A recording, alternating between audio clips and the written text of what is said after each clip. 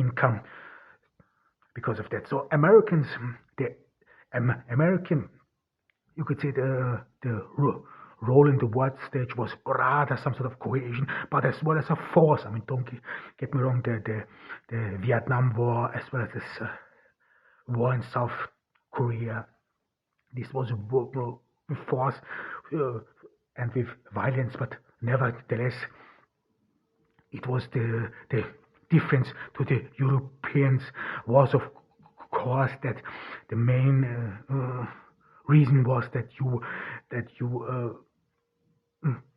wanted to bring these countries together, integrate them into your economic system.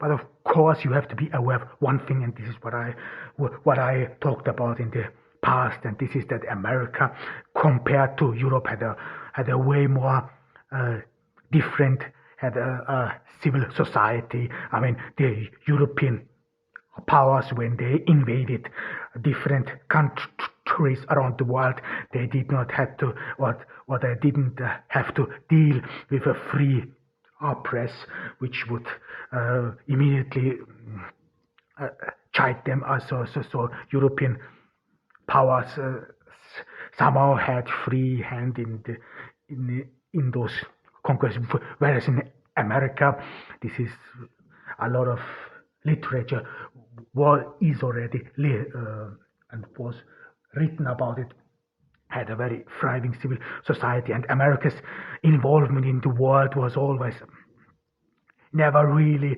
wanted by the American population, and then it was rather the destruction of Europe and, of course, economic interests, because one could really assume that the Soviets and the communist systems would ban American goods from the markets which they have, despite the fact that there was a black market, and the communist authorities knew about these black markets, and they now somehow did not squelch it. However, but it was closed. And of course, you have to be aware of one thing, that the American role in the world stage was somehow ambiguous. Ambiguous in that sense that Americans wanted to wanted to be perceived as non-Europeans, as some sort of people who are indeed interested in liberating people, but their action were in some instances violence, but violence which was not as ruthless as European imperialism, because they couldn't go so far. And I'm talking about really atrocities when one only has to think and remember what the Brits did in India, or the French in Indochina. I mean, this was brutal. This was brutal suppression of any dissent. The Americans, they were not willing to go that far.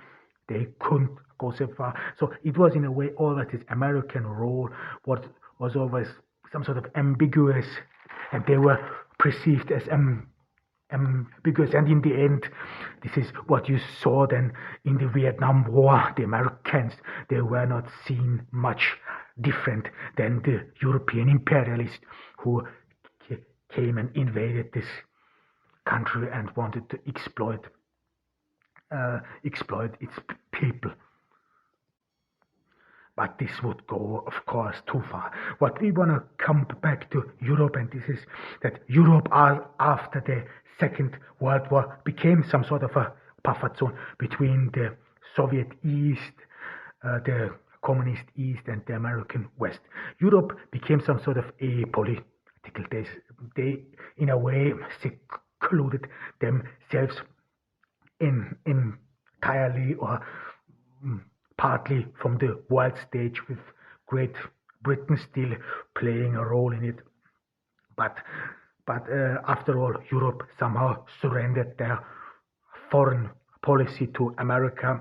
They, and this was kind of the cultural backdrop of the baby boomers. So that the understanding of the baby boomers or self-understanding of the baby boomers was, of course, a bit different than the generations before them, because before those two world wars, those generation, this great generation, how it is sometimes called, they had a different self-understanding from the world. They thought that Europe is the center of the world, it's the center of culture and everything, so that European, the world, the sun rises in Europe and sets in Europe. This was some sort of the perception of the average European. America back then was considered the backwaters.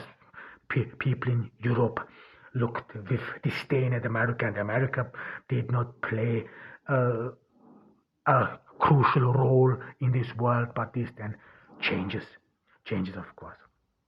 But one thing we have to clear, and this is the term baby boomer.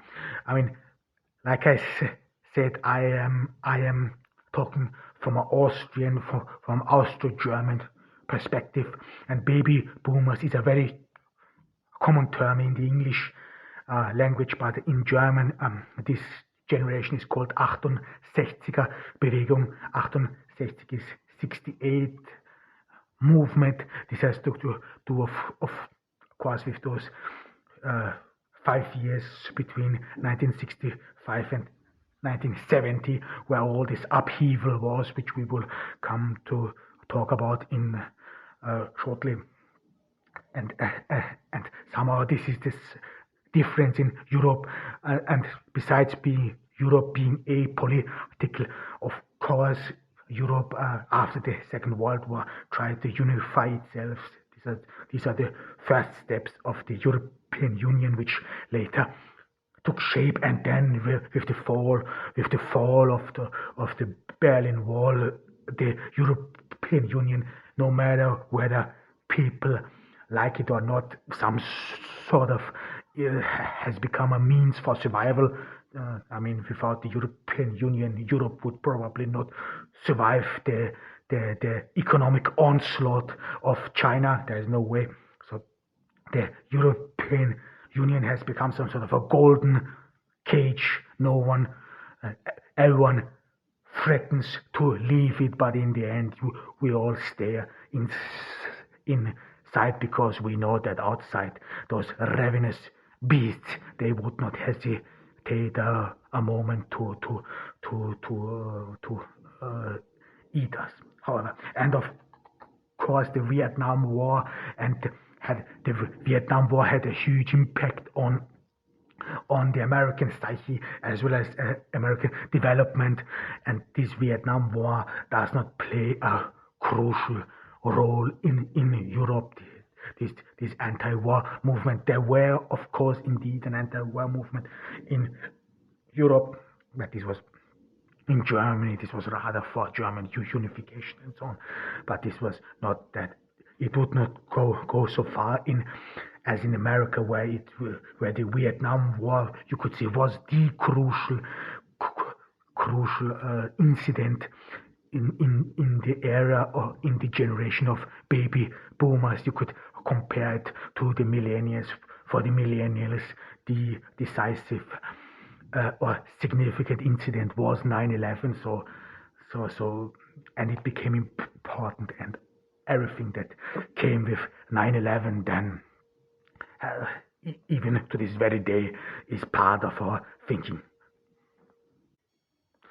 I mean, the baby boomers, they were indeed a very important generation. I mean, to think about the second wave of feminism, and as far as me concerned, the second wave of feminism is still unmatched, unrivaled, given that the third wave of feminism some sort of lost themselves in a mystical, in the mystical mud of cultural appropriation and taking taking immediately offense. However, the generation, or especially in Europe, the baby boomer generation, they were indeed remarkable in some instances. This was in philosophy. Think about French philosophy. The French philosophy. There were many philosophical thought schools who to this very day play a crucial role in the understanding of the world and how we interpret the world.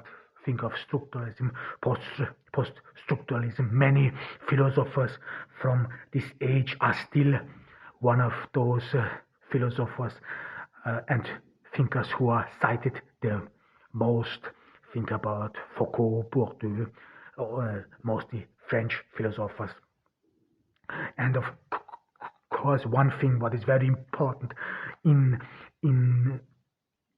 for baby boomers was actually this sexual emancipation. This was a crucial part of it.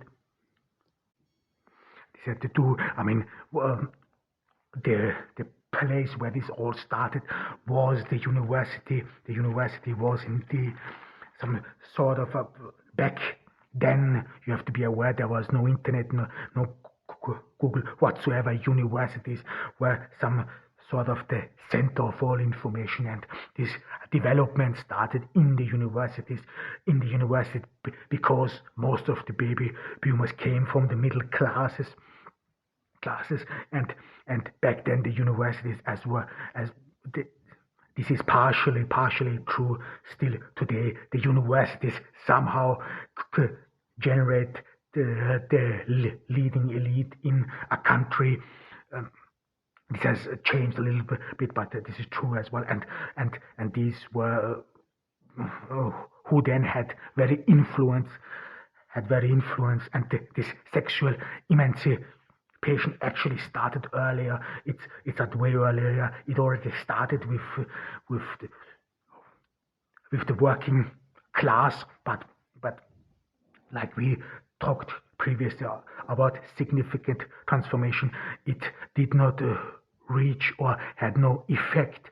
This sexual emancipation of the woman had no real effect before it was then taken over by baby boomers in those universities, and then from those universities was then it spread into the top loges of the society, and this is one part of the significant transformation. What we said is important because change for your own means nothing if it can't change the society or contribute to change within the society. And of course, very interesting is the difference today. I mean, back in the days when those baby boomers came, they had to conquer these institutions, the university, as well as then the television and literature. I mean, if you think about those three places of power, and you can say these places are the control of human conscience. These are television, literature, and the educational system.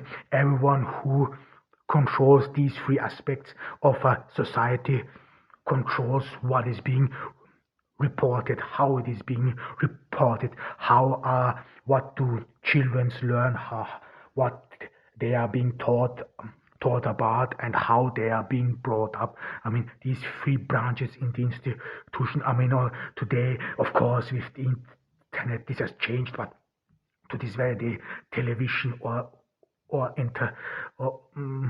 entertainment, to say it more broadly, as well as literature and the education system, if those parts are being controlled, you have a lot of influence, especially influence on molding the next generation.